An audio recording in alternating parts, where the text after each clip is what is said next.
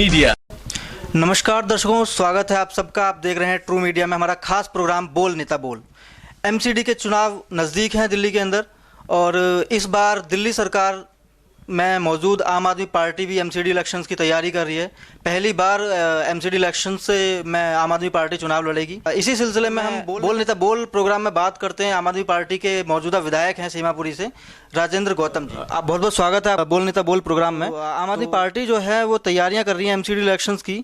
किस तरीके की तैयारियां एमसीडी इलेक्शंस में रहेंगी? दिल्ली में जिस हद तक गंदगी बढ़ गई है और जिस तरह हर लेंटर डलने पे रिश्वत का बोलबाला है और सफाई कर्मचारियों की जो समस्याएं हैं, इन समस्याओं के पीछे बहुत सारे कारण हैं। उन कारणों को खोजने की हमने कोशिश की है।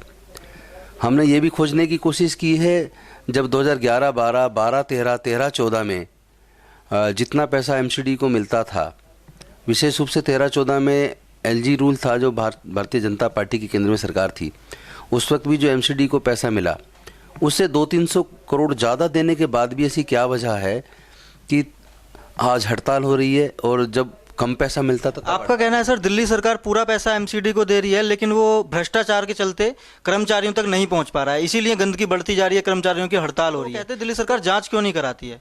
दिल्ली सरकार जांच किससे कराए? जांच एजेंसी किसके पास है? हम तो कराने को तैयार हैं, आप एंटी करप्शन ब्रांच हमें दे दें।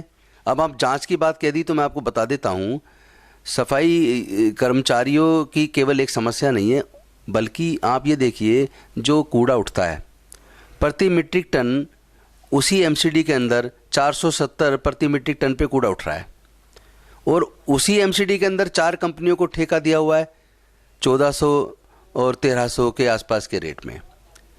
तो अगर 470 में कूड़ा उठ रहा है आज भी, तो 1300 और 1400 में कंपनियों को ठेका देने की ज़रूरत क्या थी? ये एक बहुत बड़ा घोटाला है। भारतीय जनता पार्टी के ही 2 काउंसलर, योगेंद्र चंदोलिया और एक मिस्टर भारद्वाज, उनका और रविंदर गुप्ता जी का, जो उस वक्त महापौर थे, काफ़ी झगड़ा हुआ चलते सदन में इस मुद्दे को लेकर। वो कह रहे थे ऊपर से अप्रोच है, ये तो इन कंपनियों को ठेका देना ही पड़ेगा इतने में। और उस मुद्दे पे जब हमें सूचना मिली, हमने उस मुद्दे पे एंटी करप्शन ब्रांच में कंप्लेंट दी। उसको दिए हुए हमें कम से कम 6 महीने हो गए, अब तक 0 रिजल्ट है। दिल्ली के अंदर नगर निगम के जो चुनाव होते हैं उसके अंदर कहा जाता है कि पर्सनल जो फेस वैल्यू होती है उसमें भी वोटिंग का ज़्यादातर परसेंटेज रहता है, लेकिन आम आदमी पार्टी में जो है वो केजरीवाल जी एक चेहरा बनकर रह गए हैं, कोई चेहरा उभर नहीं पा रहा है। तो दिल्ली प्रदेश अध्यक्ष हैं आपके दिलीप पांडे जी, वो भी कहीं लाइन पर दिखाई नहीं दे रहे हैं, कहीं भी हैं। तो इस इलेक्शंस को सर कैसे, केजरीवाल जी के फेस पर ही लड़ेंगे या कैंडिडेट के फेस पर लड़ेंगे? मुझे ये समझ नहीं आ रहा है कि आप मीडिया वाले लोग अपनी तरफ से क्या क्या चीज़ें बनाते हैं।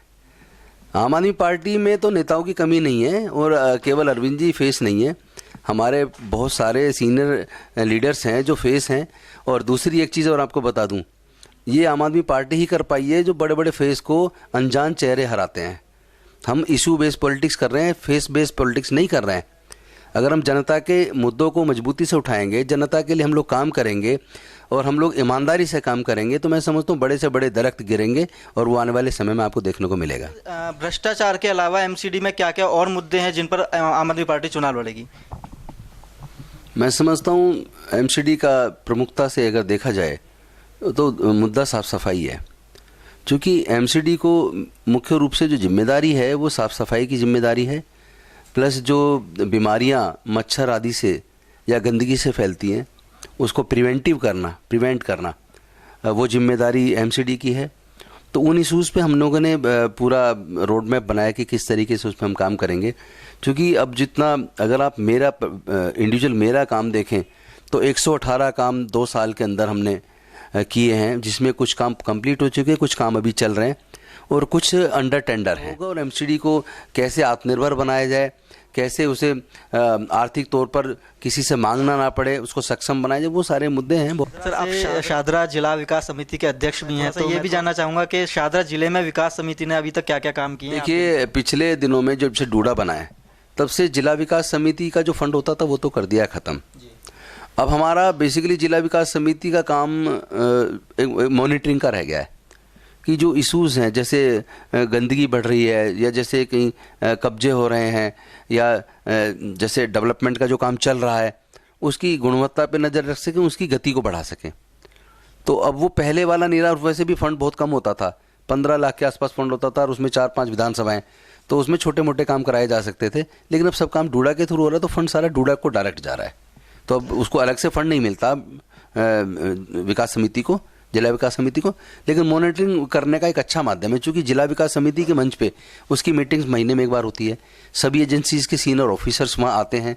तो उसमें ये होता है कि उन ऑफिसर, चूंकि वो मीटिंग में आते हैं, तो डायरेक्ट उनको इंस्ट्रक्शंस दी जाती हैं और उनसे जो एक्शन टेकन रिपोर्ट ली जाती है, तो थोड़ा प्रेशर रहता है कि काम की गति बढ़े और काम की जो क्वालिटी में सुधार आए। ये पर्पज़ बेसिकली रह गया है। बहुत बहुत शुक्रिया सर आपका हमसे बात करने के लिए।